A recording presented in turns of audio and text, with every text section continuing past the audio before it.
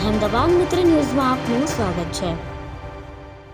વડાપ્રધાન નરેન્દ્ર મોદી આગામી 11 મેના રોજ વડોદરાની મુલાકાતે આવી રહ્યા છે। પીએમના રોડ શો અને પ્રવાસના રૂટને આઇકોનિક બનાવવા માટે વડોદરા મ્યુનિસિપલ કોર્પોરેશન વીએમસી દ્વારા સ્વચ્છતા અભિયાન તેજ કરવામાં આવ્યું છે।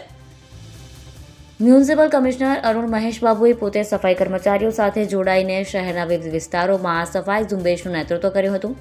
વડોદરા શહેરને સ્વચ્છ અને સુંદર બનાવવા માટે વડોદરા મ્યુનિસિપલ કોર્પોરેશન દ્વારા છેલ્લા 2.5 મહિનાથી સઘન સ્વચ્છતા અભિયાન ચલાવવામાં આવી રહ્યું છે।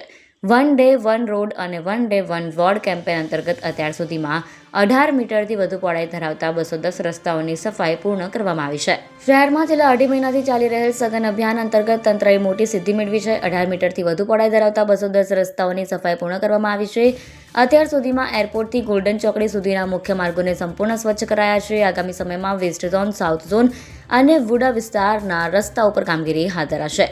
આ અંગે મ્યુનિસિપલ કમિશનર અરુણ મહેશ બાબુએ જણાવ્યું કે શહેરમાં અંદાજે 3800 કિલોમીટરના રસ્તાઓ છે, જેમાંથી 1800 કિલોમીટર મુખ્ય માર્ગો અને 2000 કિલોમીટર જેટલા આંતરિક રસ્તાઓ છે। કોર્પોરેશને આગામી 1 વર્ષમાં શહેરના તમામ 18 મીટરથી વધુ પહોળા રસ્તાઓને સંપૂર્ણ સ્વચ્છ કરવાનો સંકલ્પ લીધો છે।